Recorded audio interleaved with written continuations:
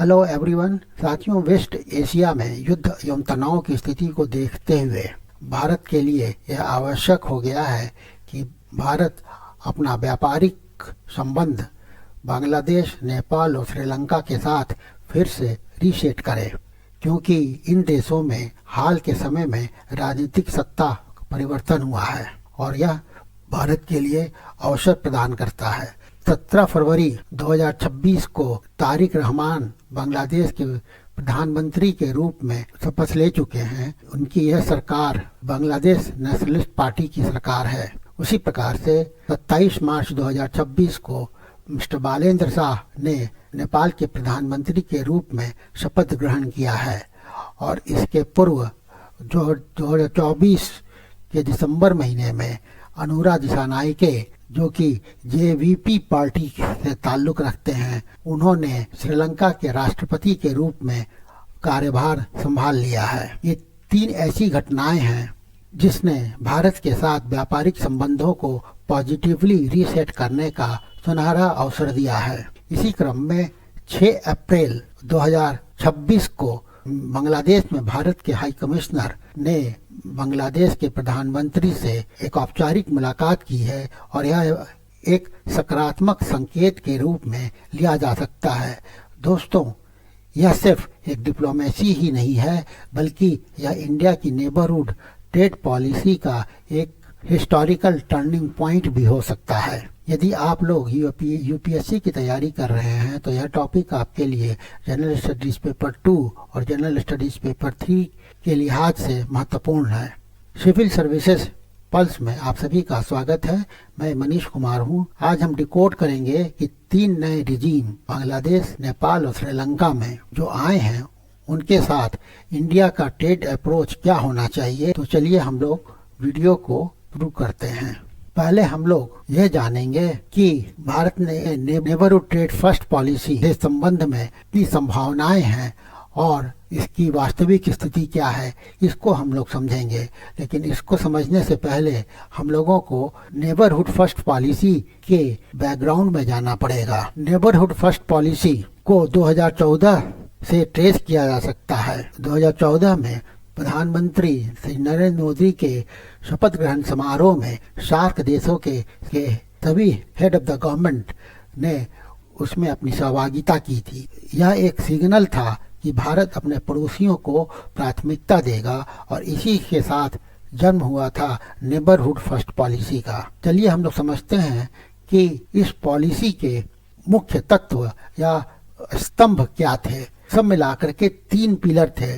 पहला पिलर था economic integration का। इसका मतलब यह है कि इंडिया अपने नेबर्स के साथ ट्रेड को मैक्सिमाइज करेगा। दूसरा इसका पिलर था कनेक्टिविटी। इसके अंतर्गत रोड, रेलवे और वाटरवेज के माध्यम से फिजिकल लिंक बनाना था। तीसरा पीपल टू पीपल कांटेक्ट अर्थात जनता का आपस में संपर्क हो। इसके अंतर्गत संस्कृति, पर्यटन और शिक्षा को प्रोत्साहित किया जाना था। लेकिन यह सवाल उठता है कि क्या यह पॉलिसी काम की है। तो यह कहा जा सकता है कि टू सम एक्सटेंट अर्थात कुछ हद तक यह पॉलिसी काम की तो है, पर बहुत कुछ ऐसा है जो काम की नहीं भी हो सकती है। या नेबरहुड फर्स्ट पॉलिसी को लागू करना एक अपहिल टास्क है, बहुत आसान नहीं है, जैसा कि अनुभव बताते हैं। बांग्लादेश में शेख हसीना के सोनाली अध्याय या गोल्डन पीरियड, लेकिन जब शेख हसीना की सत्ता उखड़ गई तो इंडिया का सारा इन्वेस्टमेंट एक झटके में रिस्क पर आ गया, अनिश्चित हो गया। उसी प्रकार से नेपाल के साथ बॉर्डर डिस्प्यूट का भी मुद्दा उठा। लिपू लेक और काला पानी ने संबंधों को डैमेज किया। श्रीलंका में भी 2022 के इकोनॉमिक क्राइसिस के पूर्व श्रीलंका का चाइना के साथ उसका झुकाव भी इस पॉलिसी के मार्ग में अवरोध था। हालांकि श्रीलंका के 2022 के इकोनॉमिक क्राइसिस में भारत ने मदद की थी, चाइना भी आगे आया था। इसलिए कहा जा सकता है कि नेबरहुड फर्स्ट पॉलिसी थ्योरी में तो बहुत अच्छा लगता है, पर व्यवहार में यह उतना ही जटिल है। अब हम लोग समझते हैं कि बांग्लादेश के साथ भारत किस प्रकार से अपने ट्रेड रिलेशन को रीसेट कर सकता है। बांग्लादेश भारत का सबसे महत्वपूर्ण पूर्वी पड़ोसी देश है। यहाँ अगस्त 2024 में स्टूडेंट्स के स्ट्रॉन्ग प्रोटेस्ट के बाद शेख हसीना को इस्तीफा देना पड़ा था और भारत में शरण लेनी पड़ी थी। उसके बाद मोहम्मद यूनुस की अंतरिम सरकार ने कार्यभार ग्रहण किया और भारत के साथ बांग्लादेश के संबंध खराब होते चले गए। ऐसा क्यों हुआ? यह प्रश्न स्वाभाविक रूप से उठता है और आप ही यह जानना चाहेंगे। ऐसा इसलिए हुआ क्योंकि शेख हसीना की इमेज प्रो इंडिया थी। यूनुस ने पाकिस्तान के साथ संबंधों को प्रगाढ़ करना शुरू किया जब उसे अंतरिम प्रधानमंत्री के रूप में उसकी नियुक्ति की गई। यह इंडिया के लिए खतरे की घंटी थी। लगभग 18 महीने तक स्थिति ऐसी ही रही जिसे हम लोग कह सकते हैं कि यह स्थिति डिप्लोमेटिक फ्रीज की थी।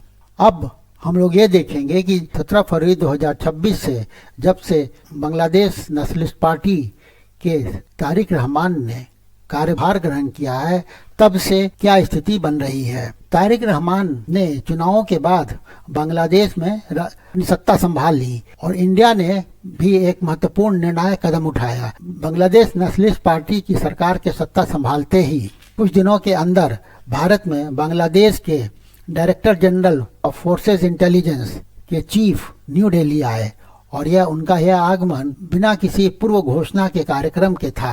न्यू दिल्ली में मेजर जनरल कैसर रशीद चौधरी जो बांग्लादेश के डीजीआई चीफ हैं, उन्होंने भारत के national security adviser Ajit Doval से मुलाकात की और साथ ही साथ रिसर्च एनालिसिस विंग के चीफ पराग जैन के साथ भी उनकी मीटिंग हुई और इसके अतिरिक्त भारत के टॉप मिलिट्री इंटेलिजेंस ऑफिशियल के साथ भी डीजीएफआई चीफ ने बातचीत की। प्रश्न यह उठता है कि क्या यह कर्टसी विजिट था? ऐसा नहीं लगता है। यह एक इंटेलिजेंस चैनल का रीओपनिंग था जो लगभग 1.5 वर्ष तक बंद रहा। इसी प्रकार से 6 अप्रैल 2026 को भारत के हाई कमिश्नर ने बांग्लादेश के प्राइम मिनिस्टर तारिक रहमान से मुलाकात की और यह मुलाकात साफ साफ संदेश देता है कि यह पॉजिटिव, कंस्ट्रक्टिव और फॉरवर्ड लुकिंग संबंध की ओर भारत और बांग्लादेश एक बार फिर से अग्रसर हैं।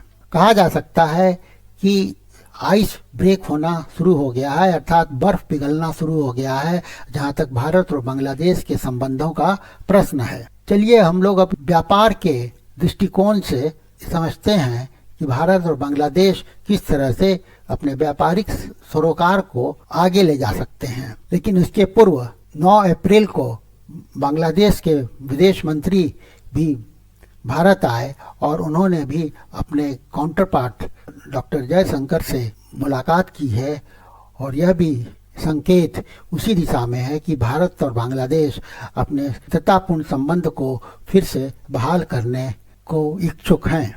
चलिए अब हम लोग भारत का बांग्लादेश के साथ व्यापार संबंध किस प्रकार से रीसेट हो सकता है उसकी संभावना पर बात करते हैं। बांग्लादेश के हाई कमिश्नर ने 26 मार्च को कहा था अब भारत और बांग्लादेश के बीच जो द्विपक्षीय व्यापार संबंध है उसका मूल्य $12 बिलियन है, जबकि इसे 28 से 30 बिलियन डॉलर तक बढ़ाया जा सकता है। यही गैप भारत के लिए अवसर प्रदान करता है। अब हम लोग देखते हैं कि भारत और बांग्लादेश के बीच कौन से महत्वपूर्ण मुद्दे हैं। पहला महत्वपूर्ण मुद्दा भारत और बांग्लादेश के बीच जो भी आने वाला है वह है गंगा वाटर शेयरिंग ट्रीटी, अर्थात गंगा जल के बंटवारे से संबंधित जो ट्रीटी 12 दिसंबर 1996 को की गई थी उसके रिन्यूअल का वक्त आ गया है, उस पर बातचीत चल रही है। दूसरा, एंटी इंडिया सेंटिमेंट बांग्लादेश में है, यह इशू भी बहुत महत्वपूर्ण है। भारत और बांग्लादेश के बीच संबंध को सौहार्दपूर्ण अगर करना है तो इस तरह के भावनाओं को खत्म करना होगा और यह भावना शेख हसीना जब अगस्त 2024 तक वहां की प्रधानमंत्री थी तो उनके विरुद्ध जो छात्रों का स्ट्रांग प्रोटेस्ट हुआ उसकी वजह से पूरे बांग्लादेश में भारत विरोधी भावनाएं भड़क उठी हैं। इन भावनाओं के ऊपर भी काबू पाना होगा। तीसरा, भारत का जो नॉर्थ ईस्ट कॉरिडोर जिसको सिलीगुड़ी कॉरिडोर या चिकन नेक के नाम से भी जाना जाता है। यह भारत के लिए बहुत ही महत्वपूर्ण है, क्योंकि यह भारत के नॉर्थ ईस्टर्न स्टेट्स के साथ भारत को जोड़ता है और साथ ही साथ बांग्लादेश के साथ कनेक्टिविटी के लिए भी यह महत्वपूर्ण है। यहाँ पर इंफ्रास्ट्रक्चर का डेवलपमेंट होना महत्वपूर्ण है, जिससे कि भारत और बांग्लादेश के बीच व्यापारिक आवागमन सुगम हो सके। यह स्ट्रेटेजिक पॉइंट ऑफ व्यू से भी भारत के लिए बहुत ही महत्वपूर्ण है। चौथा जो मुद्दा भारत और बांग्लादेश के बीच व्यापारिक संबंधों को आगे बढ़ा सकता है, वह है बांग्लादेश चाहता है कि वह रसिया से तेल खरीदे और इसमें भारत अपनी एनर्जी डिप्लोमेसी भूमिका निभा सकता है। अब हम लोग देखते हैं कि भारत का क्या दृष्टिकोण है या भारत का क्या दृष्टिकोण होना चाहिए। भारत का दृष्टिकोण स्पष्ट रूप से या ट्रेड फर्स्ट पॉलिटिक्स लेटर, पहले व्यापार बाद में राजनीति की होनी चाहिए। शेख हसीना युग में भारत ने एक नेता पर पूरी तरह से निर्भर किया था, इसलिए जब वह सत्ता से बाहर कर दी गई तो संबंध बिल्कुल कोलैप्स हो गए। इससे यह सीख मिलती है कि देश का संबंध देश के साथ होता है, न कि किसी इंडिविजुअल के साथ होता है।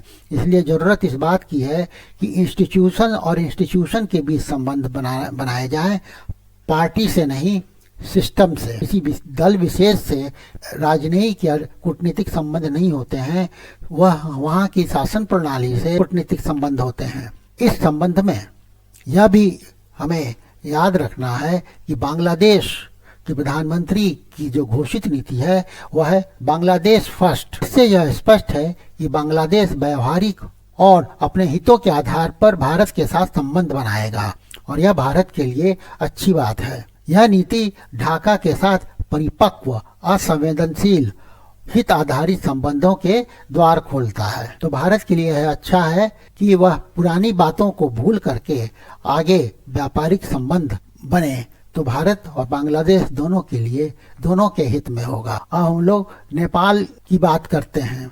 नेपाल में 27 मार्च को 35 वर्षीय युवा प्रधानमंत्री ने सत्ता संभाल ली है और यह सत्ता परिवर्तन बड़ा ही रोमांचकारी है, क्योंकि बालेंद्र शाह युवा होने के साथ साथ वे रैपर्ड टर्न पॉलिटिशियन हैं। राष्ट्रीय स्वतंत्र पार्टी के द्वारा जो सत्ता परिवर्तित की गई है, यह परिवर्तन 2025 के जेन जी प्रोटेस्ट के बाद आई है और इसलिए इसे कहा जा सकता है यह सरकार एक नई वेव की सरकार है, यह नए जनरेशन की सरकार है और पुरानी राजनीतिक प्रणाली के विरुद्ध है। लेकिन इस संबंध में प्रश्न यह उठता है कि भारत के लिए इसमें क्या संकेत हैं। नेपाल में जो राजनीतिक सत्ता युवाओं के हाथों में आई है, यह एक फ्रेश स्टार्ट है, एक क्लीन स्लेट है, कोई पुरानी शिकायत नहीं है, किसी भी तरह का चाइना की तरफ कोई झुकाव नहीं है। यहीं पर भारत के लिए भी अवसर है, पर साथ ही भारत को नेपाल की संप्रभुता के प्रति समानता और वास्तविक सम्मान पर आधारित विशेष संबंध की बात को छोड़ना पड़ेगा। हमें नेपाल की जियोपॉलिटिकल रियलिटी को भी ध्यान में रखना होगा। हमें यह समझना होगा कि नेपाल एक क्लासिक बफर स्टेट है। नेपाल के नए प्रधानमंत्री को 3 कंपीटिंग फोर्सेज के बीच संतुलन स्थापित करना है। पहला, भारत के साथ, जो कि नेपाल का सबसे बड़ा ट्रेडिंग पार्टनर है। फिर चाइना के साथ, जिसने कि नेपाल में बेल्ट रोड इनिशिएटिव के अंतर्गत वहाँ पर इंफ्रास्ट्रक्चर से संबंधित कार्य में संलग्न है। वहाँ चाइना ने हेवी इन्वेस्टमेंट भी किया हुआ है और हिमालयन रूट्स के कारण भी चाइना नेपाल के लिए महत्वपूर्ण है। और तीसरा यूएसए है। यूएसए भी मिलेनियम चैलेंज कॉम्पैक्ट की वजह से नेपाल के लिए महत्वपूर्ण है। डेमोक्रेसी को संयुक्त राज्य अमेरिका के द्वारा जो सपोर्ट दिया जा रहा है उसके लिए महत्वपूर्ण है। और फिर सॉफ्ट पावर के लिए भी नेपाल यूएसए के ऊपर निर्भर है। इसलिए ये तीनों देश नेपाल के लिए महत्वपूर्ण हैं और इनके बीच संतुलन स्थापित करना नेपाल के लिए जरूरी है। इस बीच भारत और चाइना ने एक महत्वपूर्ण और दिलचस्प निर्णय लेते हुए लिपू लेक पास के पास ट्रेड रूट को खोल दिया है।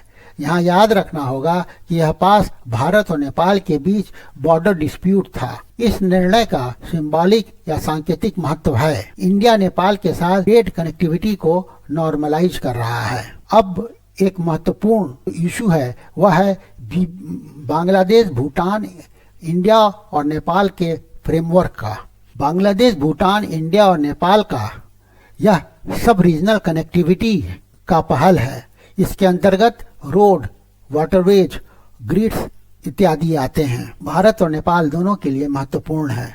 30 मार्च 2026 के न्यू डिप्लोमेट के रिपोर्ट में खास करके इंडिया को बांग्लादेश, भूटान, इंडिया और नेपाल फ्रेमवर्क में इंडिया को एनर्जाइज करने की अनुशंसा की है। आप पूछ सकते हैं ऐसा क्यों हुआ है? ऐसा इसलिए हुआ है क्योंकि इंडिया अगर अपना नॉर्थ ईस्ट को विकसित करना चाहता है तो उसे बांग्लादेश, भूटान, इंडिया और नेपाल फ्रेमवर्क से ही करना होगा। इस संबंध में सिलीगुड़ी कॉरिडोर या चिकन नेक की जो वल्नरेबिलिटी है वह कम होगी और इसलिए BBIN फ्रेमवर्क भारत के लिए महत्वपूर्ण है। अब हम लोग बात करते हैं श्रीलंका में जो राजनीतिक सत्ता का परिवर्तन हुआ है, उसके बाद भारत का व्यापारिक संबंध उसके साथ किस तरह से रीसेट किया जा सकता है। वास्तव में श्रीलंका ने इस क्षेत्र का सकारात्मक विकास 2022 के बाद ही शुरू कर दिया था। वर्ष 2022 में आप लोगों को याद होगा कि श्रीलंका पूरी तरह से इकोनॉमिकली कोलैप्स हो गया था। उसके पास फ्यूल नहीं था, मेडिसिन नहीं थी। तब इंडिया ने $4 बिलियन का क्रेडिट लाइन दिया था और 2024 में जब कोलंबो में चुनाव हुए और चुनाव के पश्चात जब एक नई पीढ़ी की लोगों ने सत्ता संभाली और अनुराग कुमार दिसानायके वहाँ के प्रेसिडेंट बने, जो कि JVP पार्टी के हैं और लेफ्ट लीनिंग के हैं। इसलिए शुरू में ये मार्केट में कंसर्न था, चिंता थी क्या यह इंडिया के लिए फ्रेंडली रहेगा।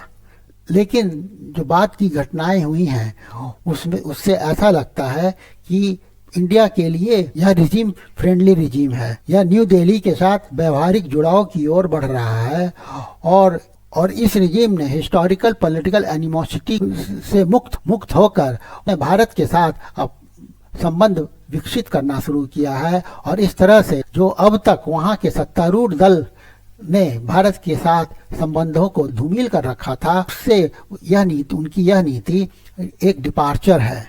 24 मार्च 2026 को प्रधानमंत्री मोदी और प्रेसिडेंट दिसानायके की फोन पर बात हुई और 29 मार्च 2026 को इंडिया ने श्रीलंका को 38,000 मेट्रिक टन पेट्रोलियम, जिसमें कि 20,000 मेट्रिक टन डीजल और 18,000 मेट्रिक टन पेट्रोल था, वह भेजा।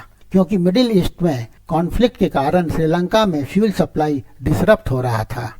दिसानायके ने सार्वजनिक रूप से इसके लिए प्राइम मिनिस्टर मोदी को धन्यवाद दिया।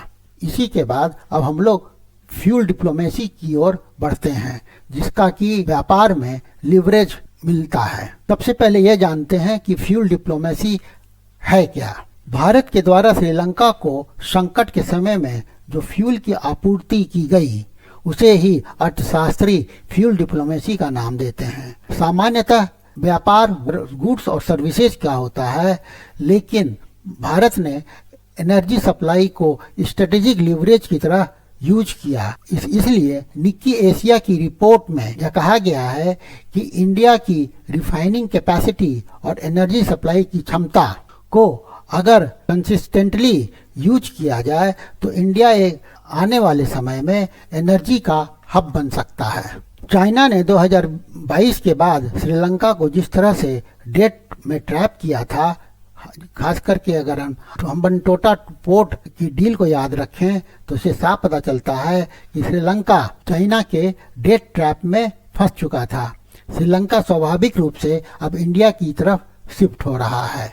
इसलिए इंडिया का अप्रोच जियोपॉलिटिक्स के ऊपर जियो इकोनॉमिक्स है, जो कि बिल्कुल सही अप्रोच है और यही अप्रोच व्यापार से विश्वास पैदा करेगा, अर्थात ट्रेड से ही ट्रस्ट बनेगा। अब हम लोग ये देखते हैं कि भारत की ट्रेड स्ट्रेटेजी क्या होनी चाहिए, लेकिन उसके पूर्व हम लोग ये देखते हैं कि भारत की बांग्लादेश, नेपाल और श्रीलंका के साथ जो व्यापारिक संबंध को रीसेट करने की बात है, उसमें कौन सी ऐसी चीज़ हैं जो तीनों देशों में विद्यमान है, अर्थात समान है। तो इसमें पहला है कि जो भी तीन देशों में जो नए लोगों ने सत्ता संभाली है, उनमें कोई शिकायत नहीं है, इसलिए वे पास्ट का कोई बैगेज कैरी नहीं कर रहे हैं। दूसरा, तीनों ही देशों में चाइना एक फैक्टर है। तीनों देशों में चाइना एक्टिव है। इंडिया को चाइना को काउंटर बैलेंस करना है, पर कन्फ्रंटेशन से नहीं, बेटर डील से करना होगा। तीसरा है एनर्जी, जो कि एक नया ट्रेड करेंसी के रूप में काम कर रहा है। फ्यूल डिप्लोमेसी श्रीलंका में काम आया। बांग्लादेश को भी फ्यूल चाहिए। नेपाल को हाइड्रो पावर में सहयोग चाहिए। भारत के पास यह अवसर है कि एनर्जी के माध्यम से इन तीनों देशों के साथ अपने व्यापार को रीसेट करें। और चौथा, कनेक्टिविटी की बात है, जिसमें कि बांग्लादेश, भूटान, इंडिया, नेपाल नेटवर्क महत्वपूर्ण है।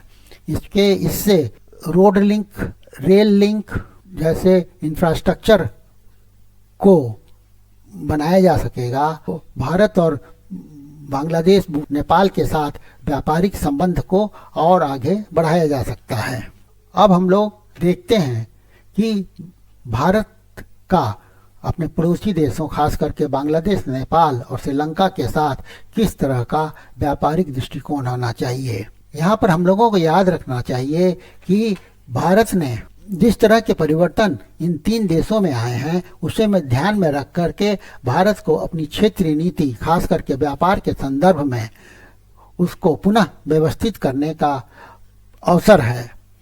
पिछले 2 वर्षों में भारत ने United kingdom, European union, USA आदि देशों के साथ फ्री ट्रेड एग्रीमेंट किया है। उसी सुधारवादी प्रवृत्ति को हमें इन तीन देशों तक बढ़ाना चाहिए। इंडिया की नई ट्रेड अप्रोच क्या होनी चाहिए, उसमें कुछ बिंदु हैं जिनकी चर्चा की जा सकती है। सबसे पहला है कि भारत को अपनी जो संरक्षणवाद की जो प्रवृत्ति है, जिसको आत्मपराजित संरक्षणवाद, सेल्फ डिफीटेड प्रोटेक्शनिज्म या आत्मपराजित संरक्षणवाद को भारत को छोड़ना होगा और इन तीन देशों के साथ इंपोर्ट को बढ़ाना होगा। दूसरा, भारत को इन देशों के साथ पैटर्न क्लाइंट रिलेशनशिप की जगह पार्टनरशिप की रिलेशनशिप बनानी होगी, अर्थात इस भारत को संरक्षक और ग्राहक के संबंध को छोड़ना होगा और इन देशों के साथ पार्टनरशिप इक्वल लेवल पर करना होगा। तीसरा, इंफ्रास्ट्रक्चर को मॉडर्नाइज करना होगा। Modern border custom, transport corridor और लॉजिस्टिक को इम्प्रूव करना होगा। चौथा, इकोनॉमिक इंटरडिपेंडेंस, यह बात समझना होगा कि चारों देश, भारत, बांग्लादेश, श्रीलंका और नेपाल, आपस में इकोनॉमिकली इंटरडिपेंडेंट हैं। इसके लिए इन्हें रीजनल सप्लाई चेन को प्रोत्साहित करना चाहिए, जिससे कि स्थिरता हो और संघर्ष कम हो। पांचवा, फ्लेक्सिबिलिटी और रूल बेस्ड ट्रेड हो। छठा, लीडर डिपेंडेंट से इंस्टीट्यूशन डिपेंडेंट की ओर बढ़ें। किसी लीडर विशेष के साथ संबंध ना हो, इंस्टीट्यूशन के साथ संबंध बनाए जाएं, तभी व्यापार आगे बढ़ेगा। ट्रेड फर्स्ट डिप्लोमेसी होनी चाहिए, पहले आर्थिक लाभ दो, पॉलिटिकल अलाइनमेंट जो है वो खुद ब खुद हो जाएगा। एनर्जी को स्ट्रेटेजिक टूल के रूप में इस्तेमाल किया जाए। इंडिया एक रिलायबल फ्यूल सप्लायर बन जाए और चाइना के इंफ्रास्ट्रक्चर लोन का यह एक पावरफुल काउंटर हो सकता है। अगर वो एनर्जी सप्लाई भारत करेगा तो चाइना का जो इंफ्रास्ट्रक्चर लोन इन देशों को दिया जा रहा है वह उसको काउंटर कर पाएगा। इस तरह से चाइनीज इन्फ्लुएंस को भी कम किया जा सकेगा। और अंत में Bangladesh, Bhutan, India, Nepal north east connectivity को और स्ट्रेंथन करने की ज़रूरत है, जिससे कि नॉर्थ ईस्ट के साथ कनेक्टिविटी बनी रहे और इंडिया का नॉर्थ ईस्टर्न स्टेट विकसित हो, साथ ही साथ इसका जो स्ट्रेटेजिक महत्व है वह भी बना रहे भारत के लिहाज से। अब हम लोग परीक्षा की दृष्टि से चर्चा करते हैं। तो परीक्षा की दृष्टि से जो संभावित क्वेश्चन हो सकते हैं उसमें यह है कि भारत की जो नेबरहुड फर्स्ट पॉलिसी है उसमें हाल के वर्षों में किस तरह की चुनौतियां रही, इसी को ध्यान में रख करके बांग्लादेश, नेपाल और श्रीलंका में जो राजनीतिक परिवर्तन हुए हैं उसमें भारत की व्यापारिक और कूटनीतिक अप्रोच को एग्जामिन करें, उसका परीक्षण करें। तो इसके लिए सबसे पहले हम लोगों को इंट्रोडक्शन में नेबरहुड फर्स्ट पॉलिसी क्या है उसकी बात करनी होगी। रिजीम चेंज जो इन तीनों देशों में हुआ है उस पर बात करना होगा और इस व्यापारिक संबंधों को फिर से क्यों रिकैलिब्रेट किया जाए, क्यों इसको फिर से रीसेट किया जाए, इसकी भी बात करनी होगी। उसके बाद मेन भाग में 3 पैराग्राफ में हमें कंट्री वाइज एनालिसिस करना होगा।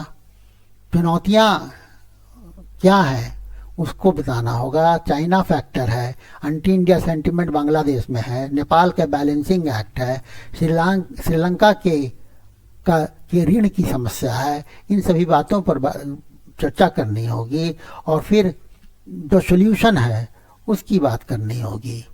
प्रीलिम्स के लिहाज से कुछ बिंदुओं पर विचार करना होगा, जैसे BBIN क्या है, दूसरा गंगा वाटर ट्रीटी क्या है, यह कब हुआ था और कितने वर्षों के लिए था, हम्बनटोटा पोर्ट कहाँ है और इसका क्या महत्व है, नेबरहुड फर्स्ट पॉलिसी क्या है, सार्क क्या है, इसका फुल फॉर्म क्या है, बिम्स्टेक क्या है, इसका फुल फॉर्म क्या है। बिम्स्टेक 1997 में आया, इसका फुल फॉर्म है Bay of Bengal Initiative for Multi Sectoral Technological and Economic Cooperation. SAARC का है South Asian Association for Regional Cooperation. इस तरह से हम लोगों ने आज जो चर्चा की उसमें भारत किस प्रकार से बांग्लादेश, नेपाल और श्रीलंका के साथ अपने व्यापारिक संबंधों को रीसेट कर सकता है, खास करके जब इन तीनों देशों में सत्ता का परिवर्तन हुआ है और